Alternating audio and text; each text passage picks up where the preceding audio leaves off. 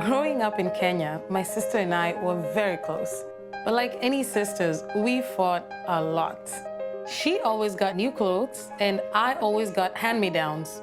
Now, she's putting her children through school in Kenya. We still fight sometimes, especially when I send money for the kids.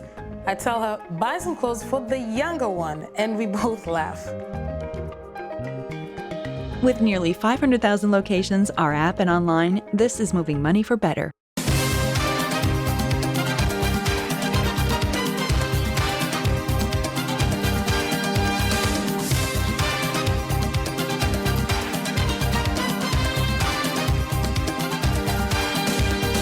What's up, people? It's your girl Adeola. You guys will not believe what happened in Egypt. A policeman shot 3 people in broad daylight because of a cup of tea. I don't know what it is once they put on that uniform that makes them think that they can do whatever they want. Shouldn't that uniform even make you want to be more responsible? Apparently, the policeman, whose name is Al-Sahid Abdel Razak, refused to pay for his cup of tea. Why would you buy tea and not? I don't know. And then that led to argument between him and the tea seller and 2 bystanders that were there. So in his own mind, the only way to win the argument was to shoot the 21-year-old tea seller, that's Mustafa Mohammed, and the other 2 people. That tea seller died instantly. It's so sad. And then the others were rushed to the hospital. So when I shared that story, someone in Egypt sent me a tweet to confirm that one of the other 2 people that were injured had also died, which means that this policeman killed 2 people because he didn't want to pay for his tea. That's the highest level of no regard for human life that I've seen. I mean, how much is a cup of tea? Of course, people were outraged. People protested. They toppled the police car. It was really sad. Keep in mind, though, that this is not an isolated case in Egypt.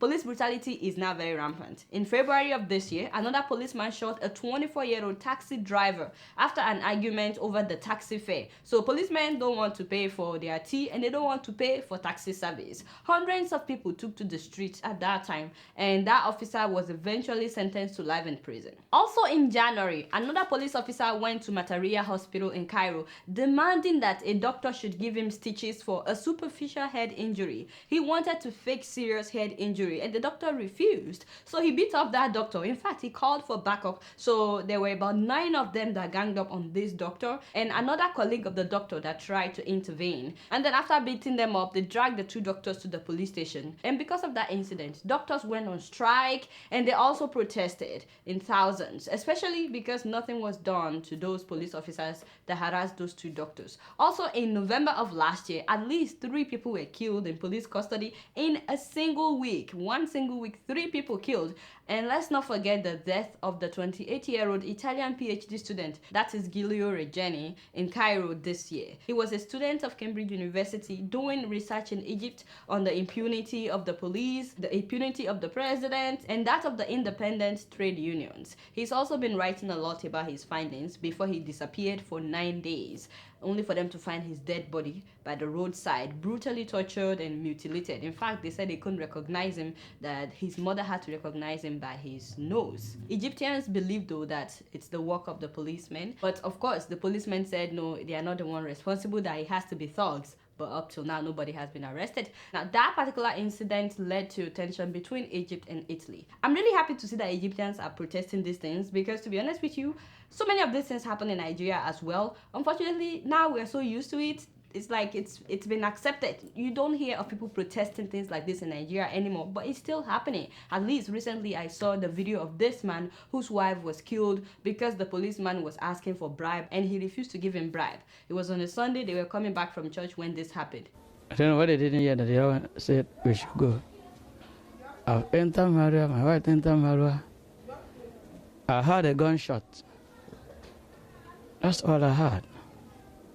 Yeah, just imagine that. Now, I mean, look at those kids. Now they don't have a mother anymore. And do you think that that police officer has been arrested? Up to now, I don't think anything has happened to that police officer. But this man no longer has a wife. The children no longer have a mom. It's so sad. So I'm happy that Egyptians are protesting this. Hopefully Nigerians will also learn and be like, you know what? Enough is enough. Now, as you guys know, police brutality was one of the factors that led to the Egyptian uprising in 2011 that eventually led to the removal of President Hosni Mubarak. So it's very clear. A lot of people have been saying in Egypt now that policemen are back to their old ways. But of course, the world world is waiting to see if there will be another uprising in Egypt. You guys know that I don't know much. Guess what? I'm just keeping it real. And moving on to Uganda. See, I'm still trying to digest why government officials in different parts of Africa feel like they can do whatever they want on the road and get away with it. As a matter of fact, it's as if some of them think they are the only ones that own the road whenever they are passing by. I didn't know that Ugandans face the same thing we face in Nigeria until I saw this picture. I mean, just look at that. Apparently, the convoy of the vice president was speeding by, and then they said that this man tried to overtake the vice president. I mean, first of all, I don't think that anybody in their right sense would try to overtake an African official when they see them speeding by. I don't know, but whatever. So the security police in the vice president's convoy came down. They stopped this man. They gave him the beating of his life before arresting him. I don't know when it's not a crime for somebody else to be on the same road as the vice president or any official for that matter. Is it in the Ugandan constitution that you cannot pass a government official? I mean, somebody tell me. So the funny thing is, the policemen did not realize that the man they were beating is actually King Kamuswaga of Koki. That is His Royal Highness Apollo Sansa Kabumbuli II, and a friend of the vice president. So see, this is the picture of the king with the vice president, by the way, during an event. It was after they took him to the police station that they realized who he was. My guess is maybe he recognized the vice president's convoy and he was trying to say hi, you know. I don't know. All I know is they beat up the man before they knew who he was. So when they found out who he was, policemen apologized. They released a statement. Although in their apology, they also said that, well, the king should actually be the one to be blamed for his arrest. And people were like, why? They said, well, because number one, he was driving himself. That means if he had a driver, they would have seen him as, well, he could be an important person and not treat him like they did. So God help the rest of us that don't have drivers in Adeola, especially if you are living in New York and you are taking the train. Second of all, they said that he was dressed casually. I'm like, really? So that means if you dress like a big man, you are less likely to be treated like this. So God help the rest of us that like dressing casual. Or if you have a small stature, God help you. Number three, the policeman said that, well, there was no flag on his car or any official emblem. I'm like, kai, you know, when it's just being a human being not enough to warrant decent treatment, why must we have a driver, fancy car, a flag, or a big man's outfit before we can command respect in our own countries? Why now? So the people of Koki, where the king is from, they declared 10 days of mourning. They were so upset for how their king was manhandled. I'm telling you, this was a serious issue. But the one thing that pained me in all of this is hearing that after the whole thing, they flew the king to Germany for treatment. I said, really? Like, really, Africans? Why not?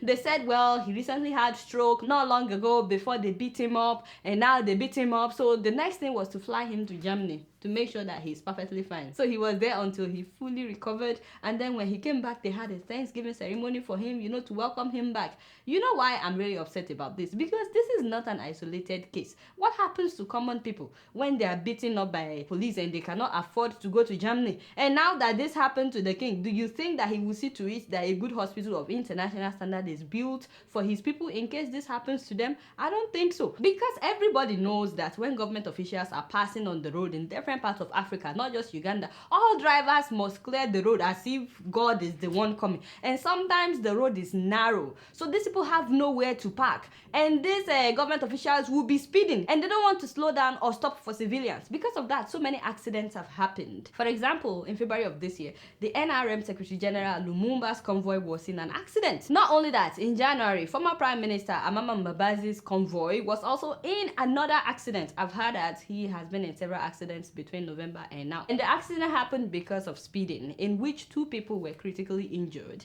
and another person suffered fractured foot. Now, those people were not flown to Germany for treatment.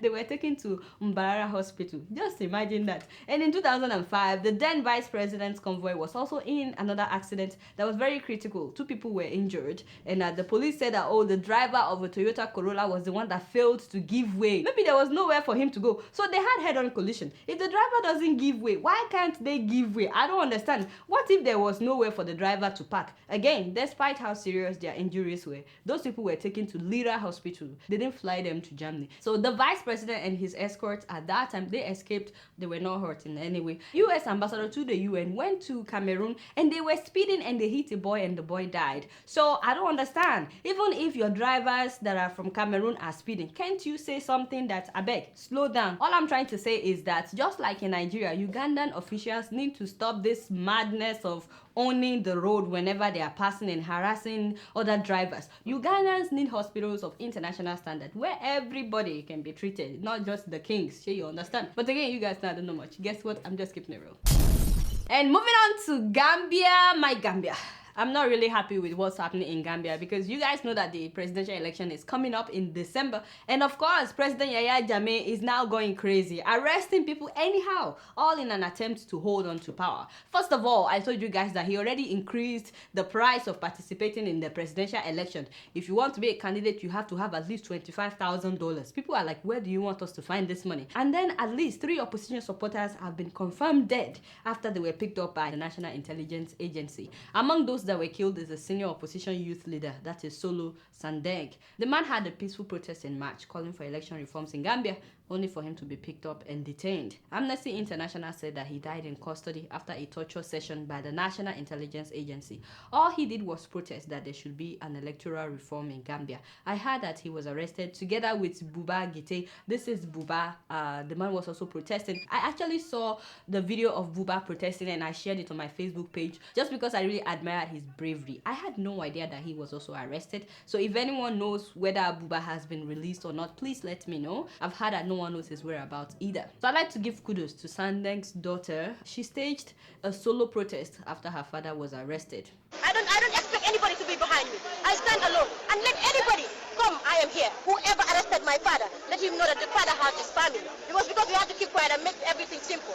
But this time, we are not keeping quiet anymore. Yeah, she's a really brave woman. I was shocked to hear that her father's body is yet to be released to his family. As a matter of fact, the family did not even have time to mourn his death because I heard in an interview that she granted American-based Gambian journalist Fatou Camara, where she was talking about how they had to escape so that they would not also be arrested. They did not give the body to your family? No, we have nobody. That's what we were trying to do in the street. We got information that they might be following us and then we had to evacuate. But we also got information that they were at your house. There was a truckload of paramilitary officers. They were there. We were in a room that we were hiding. Very sad. Just imagine what that family is going through. Apparently the man has a 2-year-old child and he has 7 children all together. Now they are fatherless. The death of this man sparked further protest after his party's leadership resolved to demanding for justice. So kudos to all who came out to protest his death. But it's so unfortunate because Jammeh is still using that as an opportunity to arrest people. Dozens of people have been arrested, including the main opposition leader has now been arrested. That is Osano Dabe of the United Democratic Party, and his entire executive members, they've all been arrested. They were accused of stupid things like unlawful assembly, riots. These people were holding peaceful protests, yet they said that they were inciting violence, they were interfering with traffic. So a lot of people have been crying all over the world that they should release these people, including the United Nations Secretary General. He's been saying they should release them, but yet Yahya Jammeh is yet to release these people. And let's not forget that several journalists have disappeared since Jammeh became president, including Alhagi Sese. The man was detained for so long. He's been detained for like a long time. Now I heard that he's at the hospital, and then somebody else wrote me that he escaped from the hospital. I'm praying that that's the case. I'm praying that he's alive and well, and hopefully he can get out of Gambia. Now this rampant arrest is so bad now that anybody could be arrested, even those that are in support of Yahya Jammeh. If you're in the wrong place at the wrong time, you could be arrested. Like the son of somebody called Basiru Jawara. That's a very popular businessman in Gambia who's also known to be a supporter of Yahya Jammeh. His son was eating at a restaurant next to his office when the paramilitary men were arresting protesters, and so they picked him up. They thought it was one of the protesters. Now the only reason that guy was released is because his father is a big man in Gambia. So what about countless ordinary citizens that have been unlawfully arrested? Who's gonna bail them out? Now do you know that despite all these things that Jammeh is doing, some people are still supporting him? Like, I don't get it. Like, I don't know, they never learn. Meanwhile, Gambians outside Gambia are also protesting left and right that Yaya Jammeh should step down. These are Gambians in Sweden protesting recently. Yeah, kudos to all of you. Thank you for standing up for what is right, even though you are not home. The sad thing is, in all of this, Jammeh is still blaming the West, saying that they are the ones behind his problem. He says that all the protesters are being sponsored by the West because the West is trying to destabilize Gambia. Look at that. But you tell me, who's really destabilizing Gambia? Who is it if it's not Yaya Jammeh? Now, my only message to Gambians is, please, don't wait till your family member is arrested before you start speaking up. For real, people need to speak out more. If the whole country is speaking out, I mean, how many people do you want to arrest? All I know is that whether Yaya Jammeh wants it or not, someday he would leave that position by fire, by force. As you guys know, I don't know much. Guess what? I'm just keeping it real. So the video of the week is from Zimbabwe. Ladies and gentlemen, last week Zimbabweans celebrated their independence anniversary, and during the Independence Day celebration, this happened.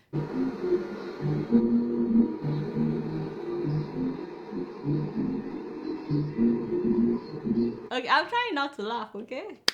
But for those of you that don't know what happened in that video, the vehicle of President Mugabe stopped so that the policeman in the vehicle could, you know, salute Mugabe's picture. But for some reason, he looked at his own picture and he saluted himself. He actually bowed. He actually bowed for himself.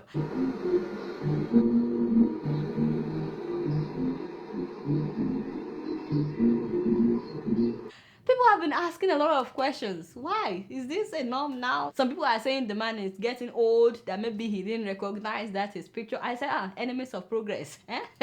Anyway, all I know is Mugabe bowed down to himself or to his own picture. So that's the video of the week. And of course, the pictures of the week are from Nigeria. Ladies and gentlemen, these are the supporters of the Senate President, Bukola Saraki. First of all, these ones, my question is, why are they hiding their faces? I don't know. If you are very confident in what you stand for, why must you hide your face? I don't know. Maybe the money they pay them is not enough. I don't even get it. Anyway, the second picture is also, well, they are also supporters of Bukola Saraki. Did you guys notice there's a typo in that thing? I wonder if these people can even read. You know, when I saw this picture, I said to myself, these same young people, if they hear that somebody stole a loaf of bread at the Agege market, they will stone that person. Even though on Sunday they will go to church, on Friday they will go to mosque to go and pray after stoning the person. But this man, Bukola Saraki, has stolen billions of dollars of the money they are supposed to use to better the lives of these same people, yet they're holding these banners in support of him. All I know is this is what they call stomach infrastructure in Nigeria. It's such a shame. Anyway, I'm happy to hear that the Senate has dropped the amendment they were trying to make to the Code of Conduct Bureau. You know how last week I told you that they were trying to change the constitution so that the veto power will be transferred from the presidency to the Senate. So they've dropped that. Thank God for that. I think it's because Nigerians did not keep quiet. So don't keep quiet so that these people can do the right thing. And not only that, the Senate president is back to court. I heard that now they want him to be coming every day. Anyway, you guys know I don't know much. Guess what? I'm just keeping it real. Growing up in Kenya, my sister and I were very close. But like any sisters, we fought a lot. She always got new clothes and I always got hand-me-downs. Now she's putting her children through school in Kenya. We still fight sometimes, especially when I send money for the kids. I tell her, buy some clothes for the younger one, and we both laugh. With nearly 500,000 locations, our app and online, this is moving money for better. So before I leave, I like to read a few emails, and this person says, "Hi Adeola, I've waited patiently for an opportunity to video a Nigerian police receiving bribe on the highway as it has become a norm in Makurdi, Abuja highway. But my phone had been dragged on one occasion by a policeman who knew that I was filming." Wow. If every Nigerian has opportunity to have a coverage of events like this, it will gradually change the face of Nigerian policemen. So this time around, this person filmed a policeman collecting bribe, and this is the video they sent to me.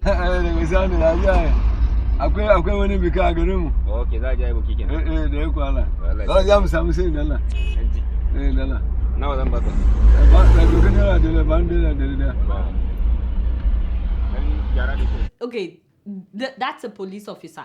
By the way, this is not new. This is the norm. It's very sad. I really don't know what to say. Thank you so much for capturing this. I really hope they arrest this policeman because this has to stop. People work hard for their money. Why will you be collecting it on the roadside? Better alone. So that's all the time that I have for emails today. Please keep sending your emails to adeola.keepitreal@gmail.com. Alright guys, don't forget to follow me on Facebook, Twitter, and Instagram. It's been real, and I'm keeping it real right up in here. Until next week, I'm gonna see y'all later. Peace out.